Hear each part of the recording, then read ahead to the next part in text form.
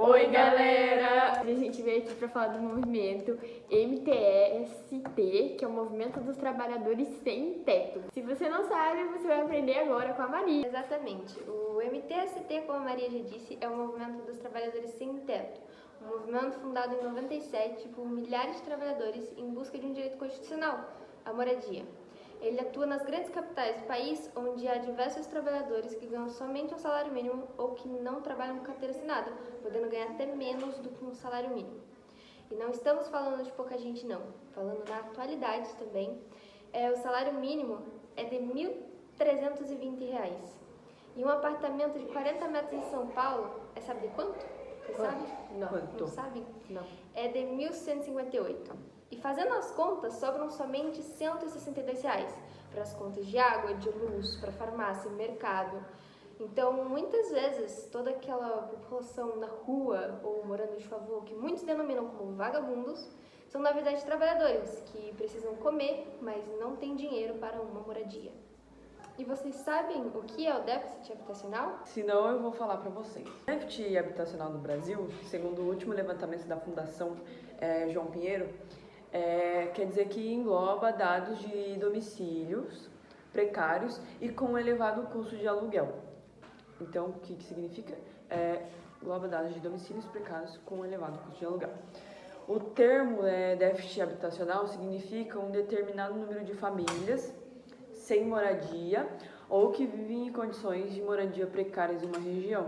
E além disso, também entra nesse cálculo os domicílios em coabitação e com elevado custo de aluguel. A última pesquisa da Fundação João Pinheiro aponta que o Brasil tinha um déficit habitacional de 5,8 milhões de moradias em 2019. Mas esses dados não prevê o período de pandemia, que houve o aumento no número de pessoas despejadas. As moradias, cujo custo de aluguel responde por mais de 30% da renda familiar, essa categoria do déficit responde por 52% do total do indicador e muitas dessas habitações são alugadas de forma informal. Por isso que os moradores não têm acesso ao judiciário ou alguma outra forma de controlar o custo. Agora a gente vai falar sobre algumas leis. A lei do direito à moradia, né? O propriamente dito não está na Constituição desde a sua implementação, mas passou a ser direito constitucional no ano de 2000, enquanto a emenda constitucional de número 26 foi incorporada a ela. A lei diz no artigo 6, são direitos sociais, a educação, a saúde, a alimentação, o trabalho, a moradia, são direitos básicos do ser humano, que é um direito de todas as pessoas, né? Então, na Constituição também afirma que todo cidadão tem o direito a um salário mínimo que seja suficiente para garantir sua moradia. E no artigo 7, logo após esse o 6, são direitos dos trabalhadores rurais, urbanos e rurais, além de outros que visam a melhoria de suas condições sociais. Assim, também tem o artigo 23, que afirma que o dever do Estado com relação ao direito à moradia é competência comum da União, dos Estados, dos distritos e dos municípios, promoverem programas de construção de moradias e melhorias das condições habitacionais e de saneamento básico. Algumas das leis, né, galera? Essas leis nada mais servem para nos comprovar que o governo, os estados, os municípios que tem que fornecer isso às pessoas que não têm condições de pagar, né? E querendo ou não, o governo é falho, né? Sim, o Estado é falho, tudo é falho, né? A política é falha. E ali no artigo 6 afirma que todas as pessoas têm que ter um direito à educação, à saúde e à alimentação, todos os direitos de um ser humano.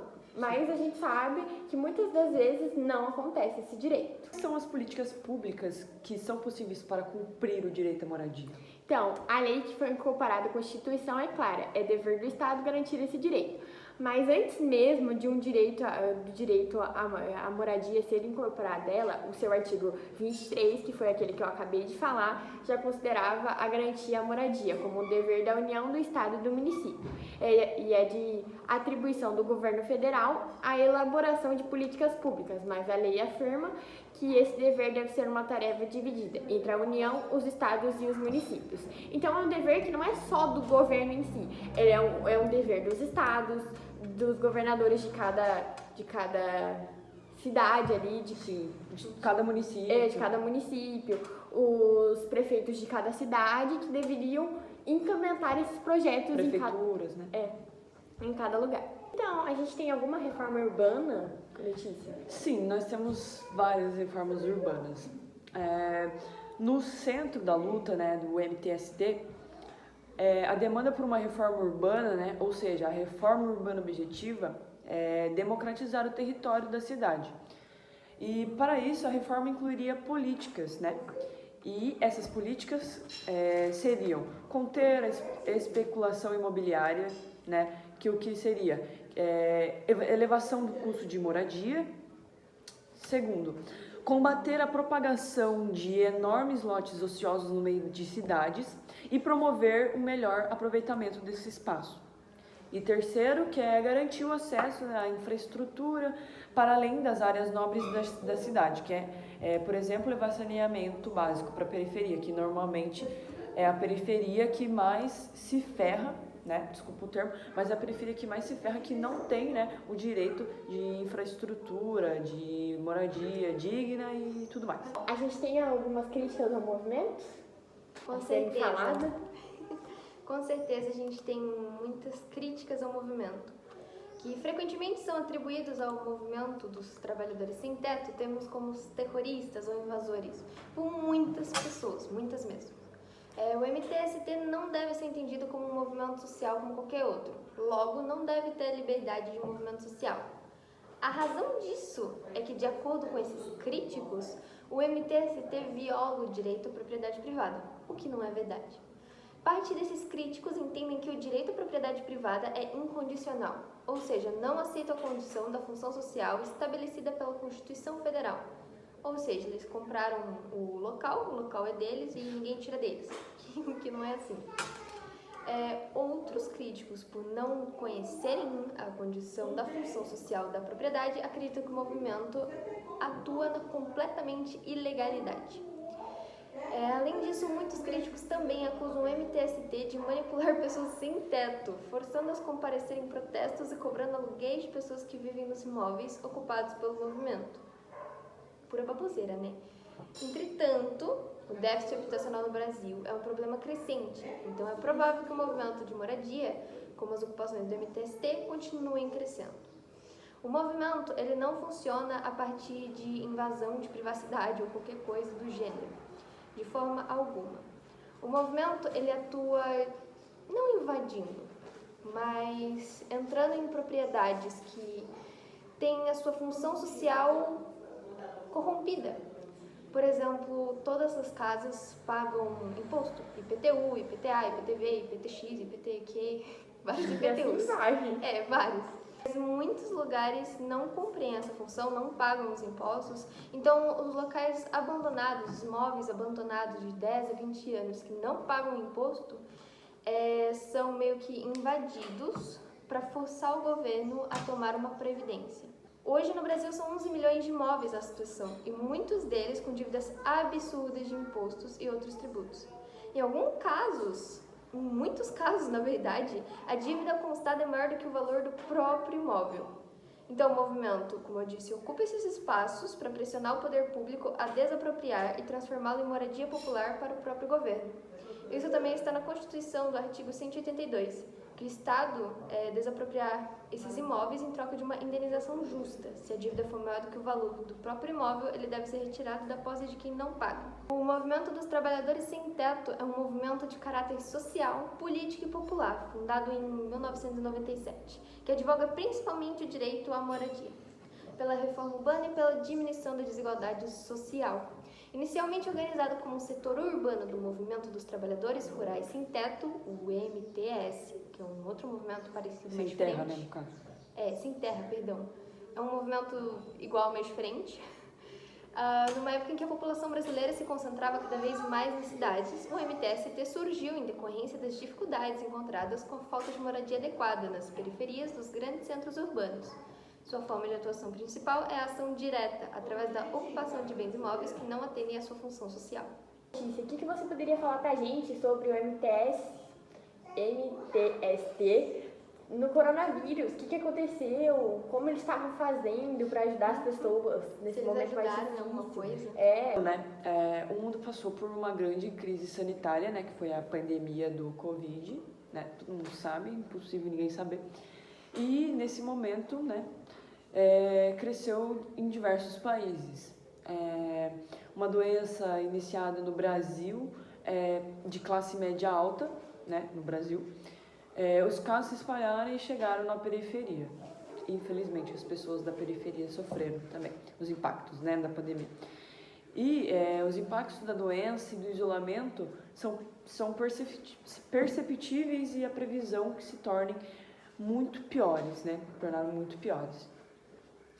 Pensando nos impactos, para os sem-tetos e nas periferias do Brasil, o MTST iniciou no dia 19 de março de 2020 um fundo de emergência, né, que o objetivo seria, através da solidariedade, arrecadar recursos para apoiar as famílias no enfrentamento do coronavírus. E esses recursos foram destinados para a compra de cestas básicas, álcool em gel e produtos de limpeza. A distribuição começou sendo organizada em todo o país, levando essa ação de solidariedade para as periferias de São Paulo, Rio de Janeiro, Uberlândia, Porto Alegre, Fortaleza, entre outros. Foi levada para todas as capitais do Brasil. Bastante gente foi beneficiada, né, com esse ato de solidariedade e ajudou bastante gente também. Que é ótimo, né? Um período que foi completamente complicado para todo mundo sofreu, a economia sofreu, todos Esse pessoal que já participava até do movimento, já sem dinheiro, com dificuldades, ainda tendo que sobreviver a uma pandemia mundial. Foi de extrema importância que eles ajudassem mesmo. Muitas famílias ficaram sem emprego, sem ter o que comer muitas vezes. E esse movimento, ele auxiliou muitas famílias, né? Dando uma assistência. Sim, de fato. Sim. Falando em assistência, o MTST tem alguma coisa a ver com aquele negócio de Minha Casa Minha Vida, Casa Verde e Amarela, esses negócios? Então, o Casa Verde e Amarela ou o Minha Casa Minha Vida são a mesma coisa. É que quando o novo presidente vai ao poder na presidência, eles mudam o nome para que o projeto do presidente passado não seja comparado com o do novo presidente, né? Não é mesmo? Então, o programa Casa Verde e Amarela inclui as famílias de mais baixa renda, pois no texto da lei apenas fica estipulado a renda máxima das famílias a serem atendidas. E as condições de uma taxa de juros subsidiada, especialmente especificada por faixa de renda, a serem atendidas. E a condição de uma taxa de juros subsidiada específica para a faixa de renda, sem garantir atendimentos para famílias de menores juros subsidiados. O programa Casa Verde e Amarela se configura como um programa de crédito habitacional, da forma como foi elaborado. Incluirá parte significativa da demanda por habitação. Isso porque cerca de 92% do déficit habitacional brasileiro é composto por famílias que ganham até 3 salários mínimos. Elas são sujeitas a créditos bancários, ou seja, não atende a critérios como capacidade de pagamento, fundo de garantia, entre outros. Esse programa, portanto, reforça a lógica segregada do governo de atender a classe empresarial em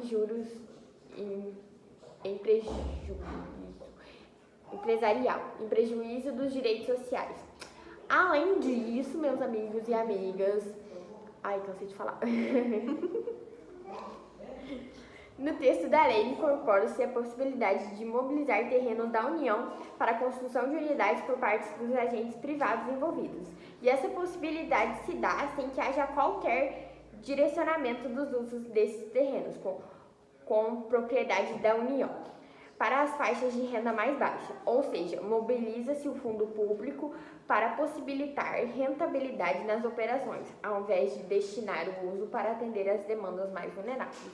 Aqui no caso, a União pega terrenos, igual a Maria falou ali, que não pagam impostos, que não têm utilidade há mais de 10 anos, que os proprietários nem fazem manutenção dos terrenos, e eles constroem casas e distribuem para pessoas de mais baixa renda, que não têm um teto, né, meus amigos?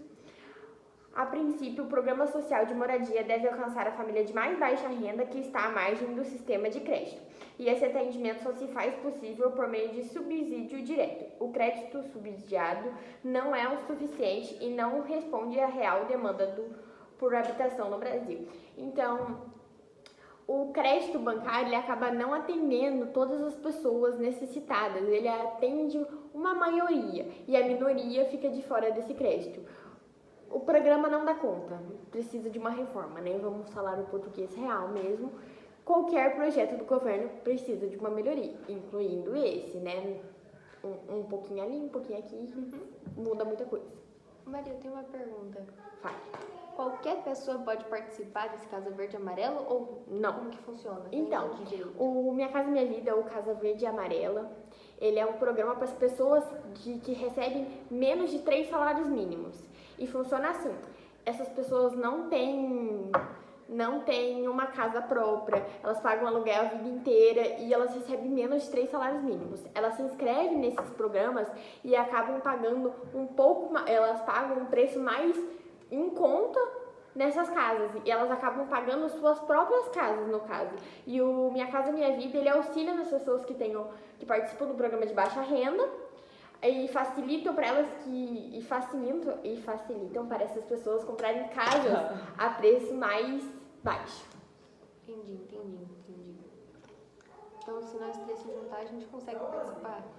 Conseguimos. Então, Não tô recebendo nem R$5 no mês. Se pesquisar aí meu nome aí no Serasa, ferrou. O nome já tá mais sujo que não sei o quê. Não tenho nem dinheiro para rodar uma bolsinha, irmãos. Não tenho dinheiro nem pra comprar a bolsinha. Exatamente. Então a gente super participaria. Não se inscreva no Minha Casa Minha Vida se você não precisar, tá, irmãos? Deixe para pessoas que precisam. Não queira dar o golpe do balão no governo. Pense que você tá tirando a oportunidade de outras pessoas, tá? Tá bom, então. É isso, galera. Uhum.